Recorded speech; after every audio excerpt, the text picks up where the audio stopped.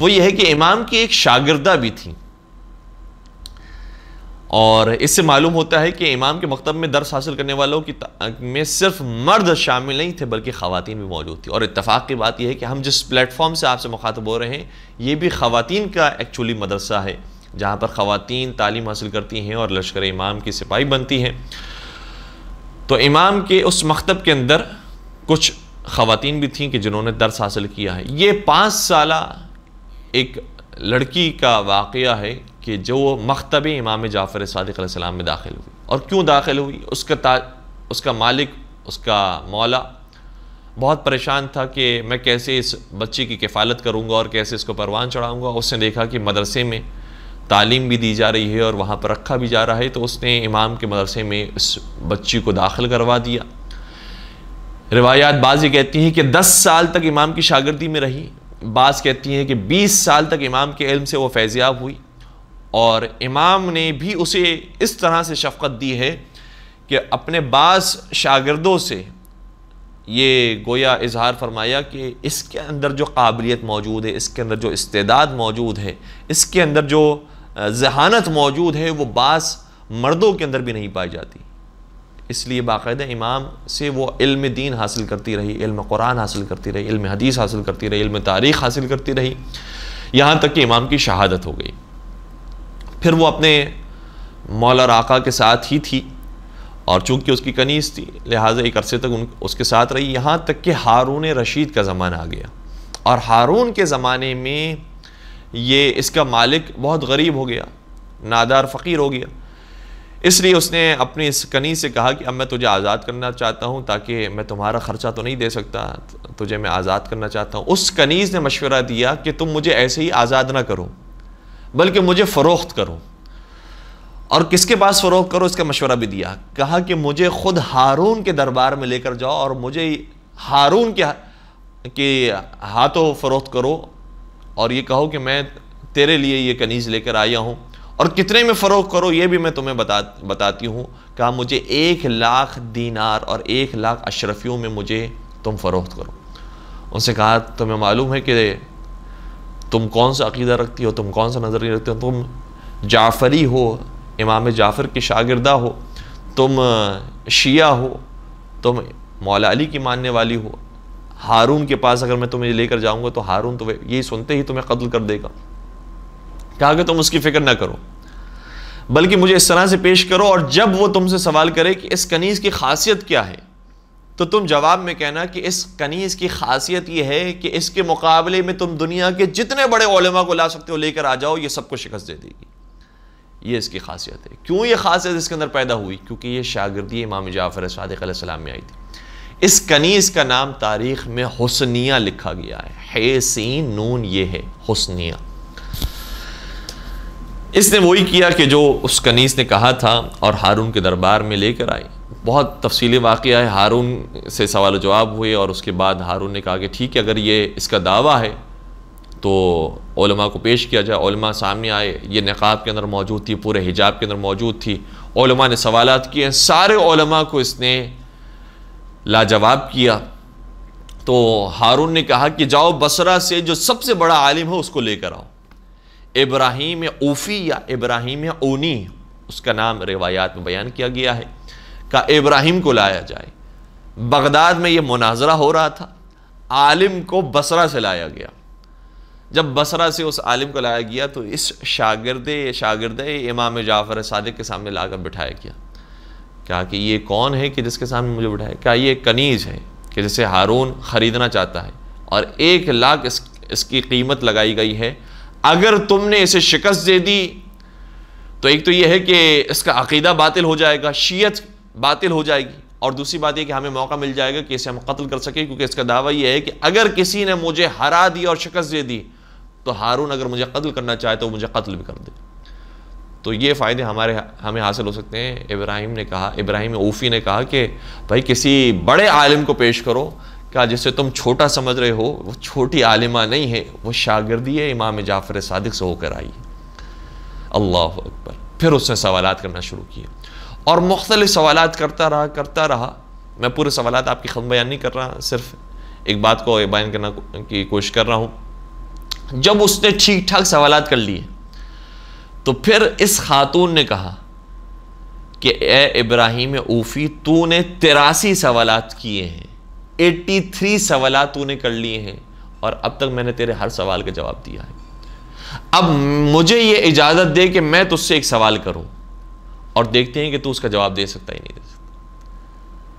پورے دربار میں توجہ اس خاتون کی طرف بڑھ گئی کہ اب یہ کیا سوال کرتی ہے۔ ابراہیم کو شکست دینا آسان نہیں تھا، اتنا بڑا عالم ہے جو بصرہ سے بغداد بلایا گیا ہے۔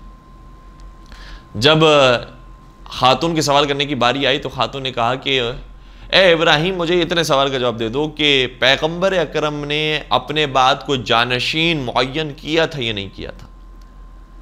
ابراہیم اوفی نے کہا کہ نہیں، کوئی جانشین معین نہیں کیا تھا، کیونکہ اگر کہہ دے کہ کوئی جانشین معین کیا تھا تو وہ جانشین مولا علی تھے، جو غدیر خم کے میدان میں بھی ہاتھ بلند کر کے بتایا تھا من کنت مولاہ فہذا علی مولا۔ اس سے پہلے جنگ تبوک کے موقع بیان کیا تھا یا علی انت منی بمنزلت ہارون من موسیٰ الا انہ لا نبی بعدی۔ اس سے پہلے دعوت ذوالعشیرہ میں بیان کیا تھا کہ میرا وسیع، میرا جانشین، میرا وزیر وہ ہوگا کہ جو میری نصرت کرے گا، اور اس موقع پر کسی نے ہاتھ بلند نہیں کیا تھا، اگر 3 مرتبہ ہاتھ بلند کیا تھا مولا علی مرتضیٰ نے ہاتھ بلند کیا تھا۔ اور پھر خود امانت مولا علی کے سپرد کر کے نبی کا مکہ سے مدینہ ہجرت کر جانا اور مولا علی پر اطمینان کا اظہار کرنا اس بات کی دلیل ہے کہ بیان کرنا چاہ رہے ہیں میرے بعد اگر کوئی میرا قائم مقام ہے، میرا کوئی نائب ہے تو وہ علی مرتضیٰ ہے۔ اور پھر مدینہ پہنچنے کے بعد بھی جب ہر ایک کو دوسرے کا بھائی بنا دیا گیا اور نبی کے خود کسی کے بھائی بننے کا وقت آیا تو کسی کو اپنا بھائی نہیں بنایا، اگر بھائی بنایا تو علی مرتضیٰ کو بھائی بنایا۔ یہ سارے قرائن موجود ہیں، یہ سارے واقعات موجود ہیں، لیکن اس کے باوجود اگر کوئی یہ کہتا ہے کہ نبی بغیر جانشین بنائے دنیا سے چلے گئے تو وہ اس کا اپنا ظرف ہے، اس کا اپنا علم ہے، اپنا مطالعہ ہے۔ تو بہرحال یہ کہنے پر مجبور ہوا کہ نبی نے کسی کو اپنا جانشین نہیں بنایا تھا۔ کہا اچھا ٹھیک ہے، اگر تم یہ کہتے ہو نبی نے کسی کو اپنا جانشین نہیں بنایا تھا تو مجھے ایک دوسرے سوال کا جواب دو کہ نبی نے یہ اچھا کام کیا تھا یا برا کام کیا تھا؟ اب یہ کہنے کی تو جرات کر نہیں سکتا تھا کہ نبی کا کام برا تھا، یہی کہنا پڑے گا کہ نبی کا کام بھی اچھا تھا۔ کہا نبی نے بالکل حق کام کیا ہے، بالکل بہترین کام کیا ہے، بہت اچھا کام کیا تھا نبی نے کہ کوئی اپنا جانشین نہیں بنایا۔ کہا پھر یہ بتاؤ کہ ان کے بعد ان کے اصحاب نے جانشین بنایا یا نہیں بنایا؟ کہا جانشین بنایا۔ کہا پھر یہ بتاؤ انہوں نے اچھا کام کیا یا برا کام کیا؟ آئے ہائے ہائے، اب یہ پھنس گئے کہ اگر اب یہ کہتے ہیں کہ یہ جانشین بنانا اچھا کام تھا تو وہ کام جو نبی نے کیا تھا وہ کہتے ہو وہ اچھا کام تھا کہ کسی کو جانشین نہ بنایا جائے، تو اس کا مطلب یہ ہوا کہ جانشین بنانا نبی کے نزدیک برا کام ہے۔ اگر جانشین بنانا نبی کے نزدیک برا ہے تو کیوں ان کے بعد آنے والے جانشین بناتے رہے اور یہ کام کرتے رہے؟ روایت یہ کہتی ہے کہ ابراہیم اوفی اتنا بڑا عالم ہونے کے باوجود اپنے گریبان میں اپنا سر ڈال کر اپنے آپ کو چھپاتا ہے اور وہ جواب نہیں دے سکا۔ اور کیسے کوئی جواب دے سکتا ہے کہ اگر یہ سنت رسول ہے کہ جانشین نہ بنایا جائے تو پھر اس سنت پر ہر صحابی کو عمل کرنا چاہیے تھا، اور اگر یہ سنت رسول ہے کہ جانشین بنایا جائے تو نبی نے جس کو جانشین بنایا تھا اس کو ماننا چاہیے تھا۔ اس طریقے سے حسنیہ شاگرد امام جعفر صادق علیہ السلام نے اتنے بڑے عالم کو شکست دی، اور پھر بات چلتے چلتے اہل بیت پر پہنچی۔ تو اہل بیت پر پہنچنے کے بعد حسنیہ نے کہا کہ یہ افراد وہ ہیں کہ جو اہل بیت کی حقیقت میں دشمن ہیں، ان کا دل اہل بیت کے مصائب پر روتا نہیں ہے۔ یہ ظاہری طور پر تو یہ کوشش کرتے ہیں کہ بتائیں کہ ہم اہل بیت کے عاشق، اہل بیت کے چاہنے والے ہیں، لیکن حقیقت میں یہ اہل بیت سے دشمنی رکھتے ہیں۔ اور اس کی دلیل دی کہ دلیل یہ ہے کہ جب حج کا موقع آتا ہے تو ان کا ایک خطیب کھڑا ہوتا ہے اور منی کے میدان میں قربانی سے پہلے وہ ابراہیم علیہ السلام اور اسماعیل علیہ السلام کے واقعے کو بیان کرتا ہے۔ بہت اچھی بات ہے واقعہ بیان کیا جائے، لیکن جب واقعہ بیان ہو رہا ہوتا ہے تو یہ اس واقعے کو سن کر روتے ہیں، جبکہ اسماعیل علیہ السلام قربان نہیں ہوئے تھے، صرف ان کی گردن پر چھری رکھی گئی تھی، اور پھر پروردگار عالم نے ان کے بدلے ایک گوسفند کو ان کی جگہ پر رکھ دیا تھا، اور ابراہیم علیہ السلام نے چھری چلائی تھی تو ایک جانور کی قربانی ہوئی تھی، لیکن اس قربانی کو وہ سنتے ہیں، روتے ہیں، اور اس کے بعد کہتے ہیں کیا بات ہے حضرت ابراہیم کی، کیا کہنے حضرت اسماعیل کے، اور یقیناً بہت بڑا مقام ہے، لیکن ان سے ذرا یہ پوچھے کہ کچھ سال پہلے جو رسول کے بیٹے، رسول کے نواسے کو کربلا میں 3 دن کا بھوکا پیاسا اسی طرح سے ذبح کیا گیا اور ان کی جگہ کوئی جانور نہیں آیا تھا، کیا یہ ان پر نہیں روتے ہیں؟ کیوں اہل بیت کے مصائب پر یہ گریہ نہیں کرتے؟ جبکہ ابراہیم علیہ السلام نے جو قربانی دی تھی ان کے بدلے ایک جانور آ چکا تھا۔ مجھے بتائیے حسین نے جو اپنے زمانے کے اسماعیل جناب علی اکبر کو جو بھیجا ہے، تو کیا حضرت علی اکبر کے لیے بھی کوئی جانور آیا تھا؟ یا حضرت علی اکبر قربان ہوئے تھے، ان کے کلیجے میں برچھی لگی تھی؟ اور روایت یہ کہتی ہے کہ جب جناب اسماعیل کی گردن پر حضرت ابراہیم نے چھری رکھی تھی تو اس چھری کا نشان حضرت اسماعیل کی گردن پر آ گیا۔ جب ماں کے پاس حاضر ہوئے تو ماں نے جیسے ہی گردن کو دیکھا کہا کہ بیٹا یہ تیری گردن پر کس نے چھری رکھی؟ بتایا گیا پورے واقعے کو۔ حضرت حاجرہ نے اس نشان کو دیکھ کر اتنا غم اپنے اندر محسوس کیا کہ 7 دن کے بعد وہ اس دنیا سے رخصت ہو گئی۔ حضرت حاجرہ سے حضرت اسماعیل کا یہ غم دیکھا نہ گیا۔ مجھے کہنے دیجئے کربلا کے میدان میں ایک اسماعیل نہیں 18 اسماعیل قربان ہو رہے ہیں، اور کئی اسماعیل ایسے ہیں کہ جن کی مائیں بھی موجود ہیں، اور ان ماؤں نے صرف اپنے بچوں کی گردن پر نشان نہیں دیکھا ہے، اپنے بچوں کے کٹے سر کو نوکے نیزہ پر دیکھا ہے۔ اللہ اکبر۔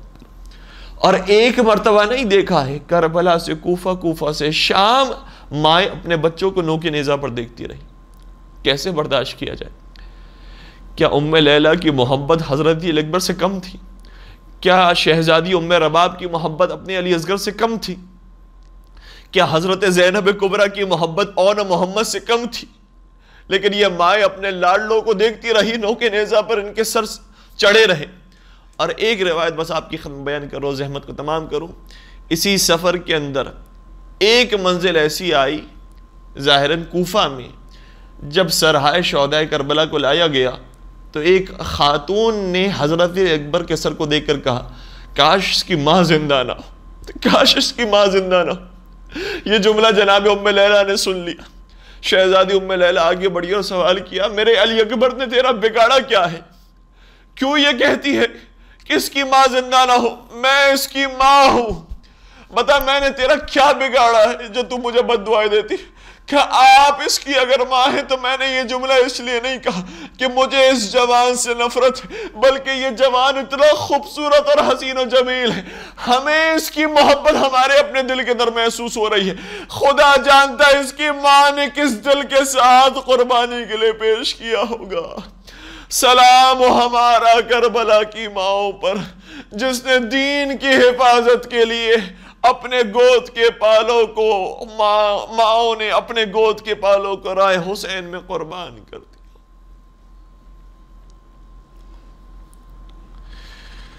الا ولعنت اللہ علی القوم الظالمین وسیعلم الذین ظلموا ای منقلب ینقلبون۔ پالنے والے ہمارے اس خلی سے عبادت کو اپنی بارگاہ میں قبول فرما، ہمارے تمام گناہ کبیرہ و صغیرہ کی مغفرت فرما، ہمارے مرحومین کی مغفرت فرما۔